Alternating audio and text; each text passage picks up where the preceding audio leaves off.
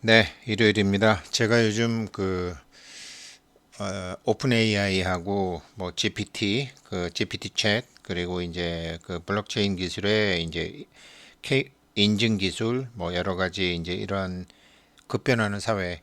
사실은 그 오픈 AI에서 만든 GPT 챗은 이거를 이제 한번 해보시라고 경험해 보시라고 제가 영상을 올렸는데 정말 석기 시대에서 철기 시대로 넘어가고 있는 것을 눈으로 직접 보고 계시는 청동기 시대를 건너뛰어서 확 넘어가고 계시는 것을 보시는 것입니다. 일론 머스크라는 천재가 참 만드는 건데 그래서 제가 이거 하느라고 저희가 이제 해야 될 공부 차근차근 부자 되는 법 공부 못했는데 예 차근차근 부자 되는 법 회한 20년간 나는 눈뜬 장님이었다. 이 편 계속하겠습니다. 차트 14 차트 4-14와 참 이거 하기 전에 먼저 말씀드리게 되면 지난번에 이거 잘못된 거 이 책 교재 잘못된 거 교재 교재 156페이지에 잘못된 거요. 이거 4-1로 된 거를 4-12로 고쳐달라고 출판사에 이제 얘기를 했고요.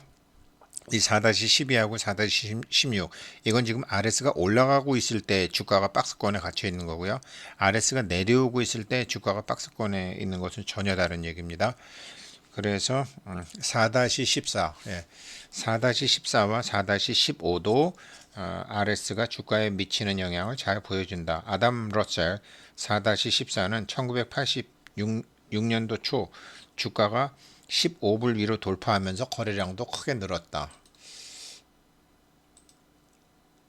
주가가 15불 위로 돌파하면서 거래량도 크게 늘었죠. 지금 이제 뭐 업비트 같은 데서도 그렇고 이제 인공지능이 굉장히 발달해 가지고요. 가령 예를 들어서 지금 뭐 삼성증권에서 주문을 내건 키움증권에서 주문을 내건 어디서 증권을 내건 동일한 가격으로 살 수 있잖아요. 그러나 코인만 해도 이 거래소에서 사느냐 저 거래소에서 사느냐에서 다르잖아요. 사실은 어, 사실은 다른 게 정상이죠. 다른 게 정상이죠. 그런데 이제 중앙 집권화 시킨 거죠. 이게 증권거래소는. 그래서 다르기 때문에 거기에 대한 이제 아비트리지 거래 같은 게 많이 생기고 그 아비트리지를 메꾸는 인공지능이 나와갖고 인공지능이 많이 발달해서 지금 자동 매매로 해서 돈 얼마 벌었다 이렇게 올라오는 것도 굉장히 많아요. 그러나 그 인공지능 자동 매매를 넘어서 정말로 크게 확실하게 가르쳐주는 거 하시려면 이 공부 하셔야 됩니다. 인공지능을 넘어가는 공부를 하시려면 디지털을 넘어가는 공부를 하시려면 아날로그 공부를 하셔야 돼요. 그래서 이 책이 소중한 겁니다. 예. 15불 위로 돌파하면서 거래량도 크게 늘었다. 주가가 16불 위로 상승한 시점에서 장기 차트를 보면 부담되는 저항은 여기서 16불을 넘어간 시점에서 장기 차트를 보게 되면 부담되는 거래량 저항은 별로 안 보이지만 돌파에 앞서 문제가 이 RS가 그저 그랬다. RS가 내려오는 추세였잖아요. 그러나 돌파 몇 주 전부터 주가가 RS는 내려오고 있는데 RS는 내려오고 있었지만 돌파 얼마 전부터 주가는 상승하기 시작했고 돌파가 딱 되자 RS도 상승 플러스로 올라왔다. 앞에서 말한 매수 조건, 시장이 상승세, 업종이 상승세, 저항을 별로 받지 않고 2단계 들어서야 한다. 이 세 가지를 모두 갖춘 이 주식은 그 후 1년 반 동안 3배 상승했다. 여기서 RS도 뒤따라서 팍 올라와 줬다라는 거죠. 그래서 3배 올랐다. 지금 이 얘기하고요. 4-15 알파인 그룹은 1986년도 초 주가가 5달러 5와 2분의 1 달러 위로 돌파했다. 여기서 이제 5와 2분의 1 달러로 돌파했죠. 30주 이동평균선 돌파했다. 거래량도 급격히 증가했죠. 장기 차트를 참고해 볼 때 이 위로 저항이 별로 없었고 여기서 이제 돌파했으니까요. 저항이 별로 없었고 RS선도 좋았다. RS선이 상승 마이너스지만 이제 마이너스 마이너스 4, 마이너스 3, 마이너스 2 이렇게 올라와 갖고 플러스로 확 올라섰죠. RS선도 제로선 위로 상승했다. 이 주식은 예상대로 1년 반 동안 4배 상승했다. RS가 마이너스에 있다가 플러스로 확 돌아서는 거죠. RS가 플러스로 돌아섰다라는 것은 우수반 중에서도 공부 잘하는 거죠. 돌반 1등과 우수반 1등은 다르잖아요. 지금 그렇게 되는 거죠. 업종도 좋고 벤치마크 대비에 여기도 좋고 우수반 1등이죠. 자, 그러면 상부 강도 RX가 좋지 않을 때도 한번 보자. RS가 수반되지 않은 평범한 돌파도 얼마 동안은 호조를 보일 수도 있다. 그러나 여기에 연연해서는 안 된다. 우리의 계획은 높은 승률을 보이는 종목을 찾는 것이지 큰 도박을 하는 것이 아니기 때문이다. 이런 도박, 인공지능에 해서 이런 도박은 경마 도박 상습자나 할 일이다. 차트 4-16을 보면 이게 차트 4-16을 보면 주가는 박스권 내에 갇혀 있는데 RS선의 추세선이 이렇게 내려오고 있는 거죠. 자, 차트 4-16은 RS가 열세인 경우이다. XYZ 주식이 50불에서 55불 사이 트레이딩 범위 안으로 옆으로 일정한 주기를 그리고 움직이고 있지만 RS선은 여기서 50불에서 55불 선에서 일정한 범위로 움직이고 있지만 RS선은 하락을 보이고 있다. 이건 뭐죠? RS선 그 반 평균이 계속 나빠지는 거죠. 등수는 같은데 그 반에서 등수는 1등인데 전체적으로는 그 반 전체가 완전히 놀자판이 돼 갖고 그게 낮아지고 있는 거죠. 하락하는 RS선은 그 주식이 전체 시장에 비해 미약하게 움직이고 있음을 뜻한다. 이런 경우 돌파가 이루어진다고 해도 결국은 하락세로 이어질 가능성이 크다. 아주 드문 경우이지만 이런 주식이 설사 상승세를 보인다고 하더라도 상승세가 미약하기 때문에 매수할 가치는 없다. RS선이죠.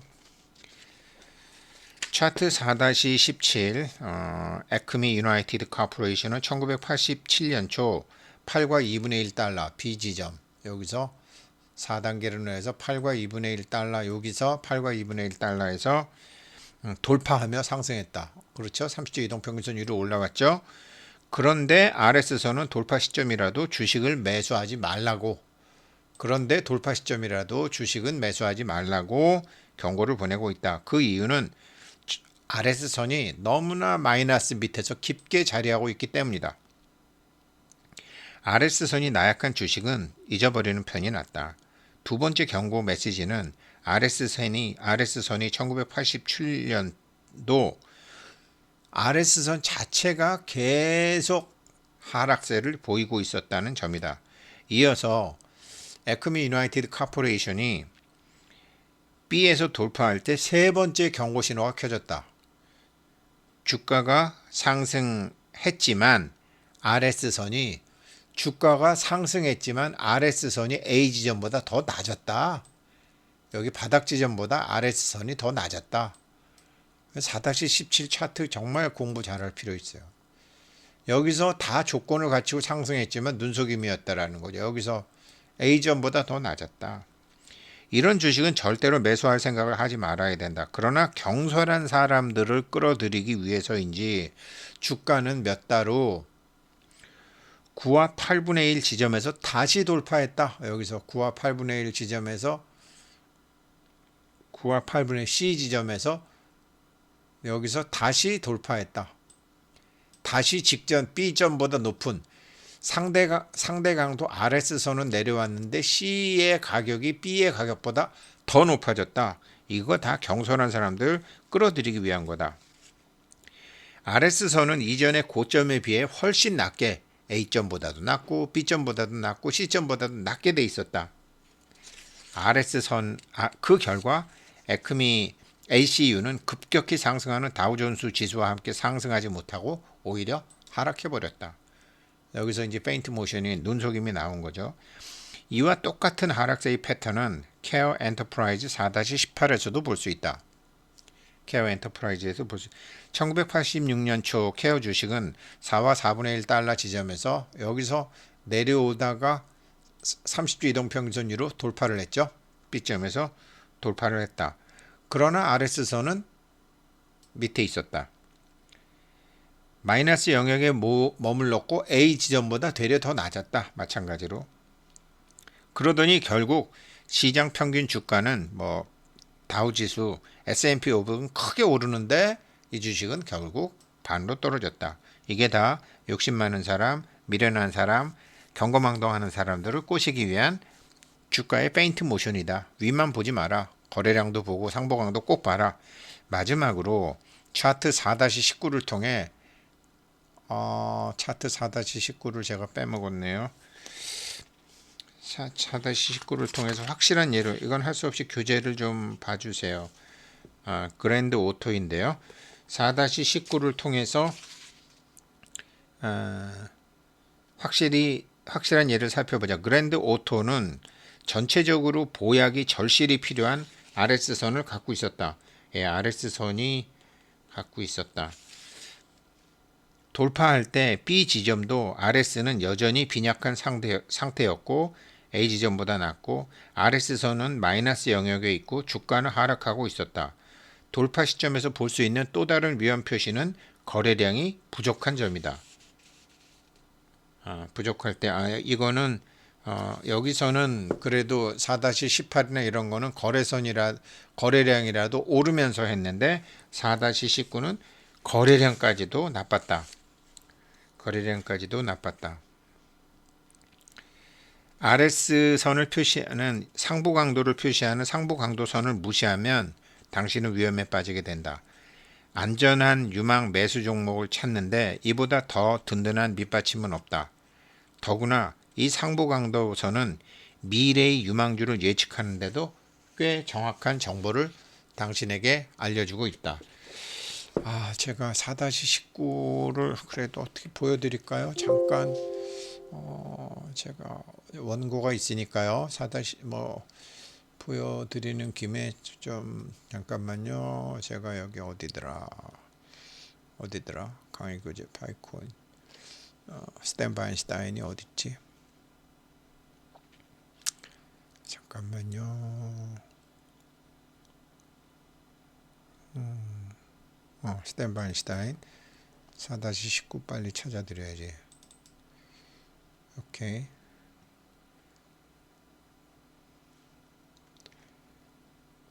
네, 요거예요. 요건데요. 4-19 확대해서 보여드릴게요. 이왕 공부하시는 김에 확실하게 하셔야지. 시간도 충분하고. 제가 틈틈이 이제 테슬라 주식과 애플 주식에 대해서는 정말로 자주 말씀을 좀 드릴게요. 삼성전자보다도 그런 거를 이제 미리 공부하고 계시면 좋은 점이 많죠. 젊은 분들은 지금 보게 되면 네, 이게 4-19예요. 4-19인데 여기서 지금 얘기한 대로 이렇게 이제 30주 이동평균선도 올라서고 30주 이동평균선도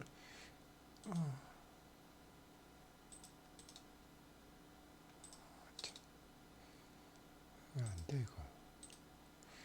네, 30주 이동평균선도 올라서고 그래 이렇게 돌파해서 가격도 그래도 많이 올라가고 하는데 상보 강도가 0 밑에 있었고 굉장히 좋아 보이긴 하지만 RS선이 계속 마이너스에 있었고 거기다가 돌파를 하는데 거래량도 줄지 않았느냐. 이런 거는 정말로 4-19 그랜드 오토는 정말로 눈속임의 극치다. 결국은 이렇게 대폭락한 거죠. 그러니까 제가 이게 거래량을 보고 상부 강도를 보는 것. 그러니까 세력들이 이런 걸 만드는데 이게 팔기 위해서 올리는 건지 사기 위해서 올리는 건지를 아는데 어차피 주가는 이게 물을 거슬러 올라가는 배와 같아서 이 힘이 있어야 되거든요. 근데 힘으로 올리긴 올리는데 이게 팔아먹기 위해서 경거망동하는 사람들을 꼬시셔서 올라가는 건지 안 그러면 사기 위해서 올리는 건지는 상보 강도와 거래량을 보면 정확히 나온다라는 거죠. 그런데 4-18은 거래량까지 동반하는 경우였고 상보 강도는 마이너스였지만 이거는 주가는 엄청나게 오른 것처럼 보였지만 상보 강도와 거래량 자체가 속임수였다. 지금 그 얘기를 하고 있는 겁니다. 네, 제가 회한 2편 상보 강도 여기까지 하겠습니다. 고맙습니다.